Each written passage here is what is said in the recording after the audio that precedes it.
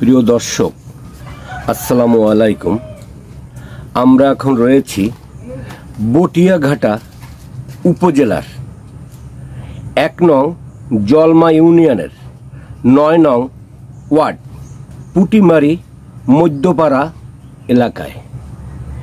এখানে এক হতদরিদ্রর ছেলে রাসেল হাওলাদার দীর্ঘদিন অসুস্থ হয়ে বিছানায় পড়ে আছে। আসলে ঘটনাটা কি হয়েছে এটা একটু জানার জন্য আমরা এখানে এসেছি। রাসেল হাওলাদার, আমার বাবার নাম কি? মোহাম্মদ ইউসুফ হাওলাদার। উনি কি করেন? কৃষি কাজ করেন। তোমার আজ এই অবস্থা কেন? কাজে গেছিলাম, কাজ করতে করতে। কার সাথে কাজে গেছিলে? পড়ে গেছি। কাজে গেছিলাম সেন্টারিং কন্ট্রাক্টর আসাদের সাথে। কোন জায়গায় কাজে গেছিলে? গেছিলাম 0 পয়েন্ট হরিণটানা থানার বিপরীতে। তারপর ওখানে কি হলো? ওখানে আমি সাইডের থেকে পড়ে গেলাম। আমাকে সাইডের লোকজন ধরে 250 বেডে নিয়ে গেল। সাইডের থেকে কি করে মানুষ পড়ে এবং সাইডের কোথার থেকে পড়েছে সেটা একটু পরিষ্কার করে বলো আমাদের। আমি সাইডের 3 তলার পরে কাজ করতেছিলাম। জি। ওখান থেকে পড়ে যাই। পড়ে গেলে আমার সাথে আরো লোকজন কাজ করতেছিল। বলো। ওখান থেকে 3 তলা ছাদের থেকে পড়ে যাই। হ্যাঁ। পড়ে যায়, আমার সাথে আরো লোকজন কাজ করতেছিল। ছাদের থেকে তুমি নিচে পড়ে যাও? কাজ করতে করতে পড়ে যায়। হ্যাঁ, তারপরে আমার সাথে আরো লোকজন কাজ করতেছিল। তারা আমাকে ধরে 250 বেডে নিয়ে যায়। তো ওখানে ভর্তি হওয়ার পর ডাক্তাররা বলে 3-4 মাস সময় লাগবে। এখন পরে আব্বু বাসায় যা ছিল বিক্রি করে দিয়ে আমাকে। এখন যে কথাটা বলতেছি, তুমি যেখানে কাজে গেছিলে, যে কন্ট্রাক্টরের সাথে কাজে কোথায় গেছিলে, ওটা কোন জায়গা? বটিয়াঘাটা কোন এলাকা? হরিণটানা থানার পাশে, বিদ্যুৎ অফিসের পাশে। রোডটার নাম তো জানো না? না। এই পর্যন্ত 250 বেডের থেকে ট্রিটমেন্টের পর এরপর তোমার বাবা মা তোমার কোথায় ট্রিটমেন্ট করলো? সাউথ জোন হাসপাতালে ভর্তি করছিল। এ তো বিশাল বহুল খরচ। এর টাকা কোথায় পালো? তোমার বাপ মা কি তারা দিছে টাকা? ওই কন্ট্রাক্টর কি বাড়ির মালিক? না, তারা কোনো সহযোগিতা করে নাই। আমার আব্বু আম্মু যা ছিল সব বিক্রি করে দিয়ে আমাকে এই পর্যন্ত আনছে। বিক্রি করে দিয়ে।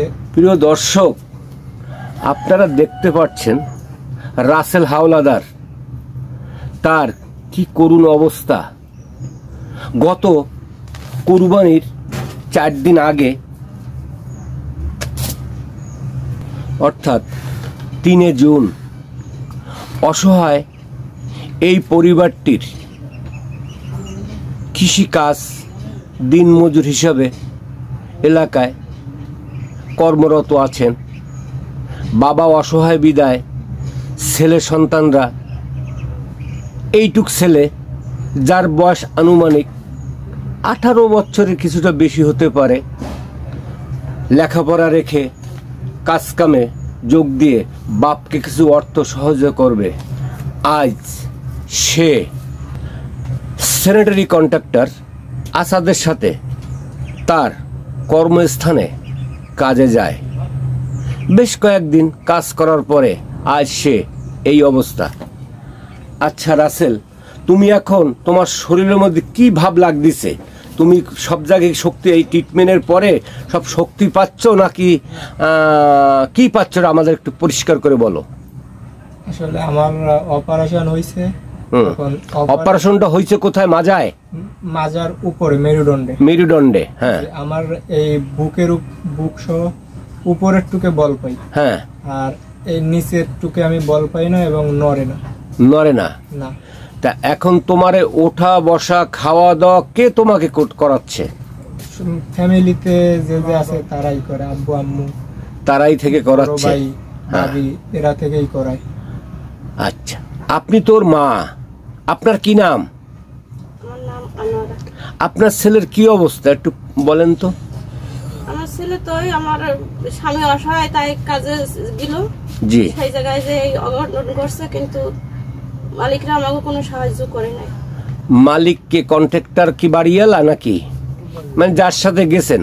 যার সাথে গেছে সে হইছে কন্ট্রাক্টর। কন্ট্রাক্টর। হ্যাঁ। কন্ট্রাক্টরের মাধ্যমে কাজে গেছে, কিন্তু কেউ আমাকে একটু সাহায্য করে না। এই যে অর্থ প্রায় আনুমানিক কত টাকা খরচ হতে পারে আপনাদের এই পর্যন্ত? 3 লাখের একটু বেশি হয়েছে। বেশি খরচ হয়েছে, কিন্তু ছেলেকে এখনো তো সুস্থ করতে পারেননি। না, 3 লাখের বেশি হয়েছে, কিন্তু এখনো আমার ছেলে। এখন ছেলের অবস্থা কি হালে আছে? ছেলের অবস্থা এক সাইড পঙ্গু হয়ে গেছে, কোনো চল নাই। হ্যাঁ, অচল হয়ে গেছে, চলাইতে পারে না, পাও মাজার দিছে, শরীর লড়ে না, চালাইতে পারে না। কেন আপনি এইটুক ছেলেকে কাজে দিলেন? তার তখন পড়াশোনা করার কথা। কিন্তু সে তো পড়াশোনা করতোই, তার ভিতরে সে কাজে গেছে, তার আব্বু পারে না, এই জন্যই। তার আব্বু কি করে? তার আব্বু তো ফ্যামিলি। হ্যাঁ বলেন, এর আব্বা কি করে? এর আব্বা ওই পারিবারিক কৃষি বাধা দেয়, কৃষি কাজ করে, যে সময় যেটা পায় কৃষক আর কি কাজ করে, কৃষকের পরিবর্তে সব। প্রিয় দর্শক, আপনারা রাসেল হাওলাদারের মায়ের বক্তব্য শুনলেন। আমরা এখন কিছু কথা শুনবো তার কৃষক অসহায় বাবার কাছ থেকে। ভাই, আপনার কি নাম? মোহাম্মদ ইসু। একটু জোরে বলেন। মোহাম্মদ ইসু হাওলাদার। আপনি কি করেন? আমি ঘরের কাজ কাম করি, খেতে মানুষের ডেলি কাজ করি, দিন মজুরি। আজ আপনার ছেলে এই অবস্থায় নিয়ে আপনি কি করছেন, কতদূর কি করছেন একটু বলেন। আমার যতটুকু সম্ভব আমি চেষ্টা করেছি, সব বেঁচে কিনে দিয়ে পড়ি, আর নেই বেচা কেনার মতন কিছুই। এখন তো এই ওষুধ পানি কিনবো বা কিভাবে দেখাবো সেটাই আমি ভাবতেছি না। মেন কথা হচ্ছে আপনি একদম সর্বশান্ত হয়ে পড়েছেন জি, এই ছেলের কারণে। জি। ছেলে তো দাড়ি রাখিছে, কত সুন্দর একটা নামাজি ছেলে মনে হচ্ছে। তা আপনার এই ছেলেকে কাজ কামে দিলেন কেন? পড়াশোনার দিকে একটু খেয়াল করতে পারলেন না? পড়াশোনাই করত, কিন্তু ভাগে কাজে যায়, বাপ পারে না, তার জন্য সহযোগিতা করে বাপের সাথে। আপনার ছেলে মেয়ে কয়জন? আমার 3 ছেলে 1 মেয়ে। 3 ছেলে 1 মেয়ে। এ ব্যাপারে এলাকা কিংবা কোনো আইন শৃঙ্খলা বাহিনী কাউকে এই দুর্ঘটনায় অবগত করেছেন? কাউকে বলেছেন? হ্যাঁ, সবাই জানে, তারা কিছু সহযোগিতা করছে। কি পরিমাণ কারা সহযোগিতা করছে? ওই মসজিদে কালেকশন করে। কেমন কি পাইছেন? তাতে মনে করেন এবারে যে আমি টোটাল 15-20 হাজার টাকা পাইছি। যেখানে 15-20 হাজার টাকা পাইছেন, এটা লক্ষ লক্ষ টাকার ব্যাপার। জি। তারপরে যা ছিল সর্বশান্ত হয়ে গেছেন এখন। গাড়ি ছিল বেশি দিছি, ইট ছিল কয়েকখান কিনেছিলাম, তাও বেশি। রাসেল হাওলাদারের অসহায় পিতার কিছু কথা শুনলেন। আজ সে ছেলের কারণে মসজিদে মানুষের কাছে হাত পেতে, সাধারণ মানুষও তাদের কম বেশি কিছু সাহায্য করেছে। যদি কেউ পারেন একে সাহায্য করার মতন হয়তোবা করবেন। আজ আপনাদের একটু সুদৃষ্টি রাখলে অন্ততপক্ষে রাসেল হাওলাদার যদি সুস্থ হয়ে যায়, এটাই আমাদের কাম্য। প্রিয় দর্শক, আজ দীর্ঘ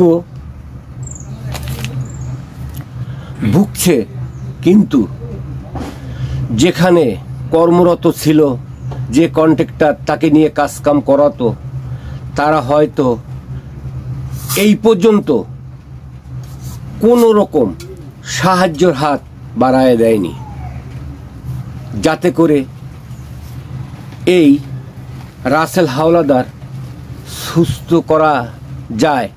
এই জন্য শহরের এলাকার ধন্য ব্যক্তিদের কাছে আকুল আবেদন করছে, একটু সুদৃষ্টি রাখবেন।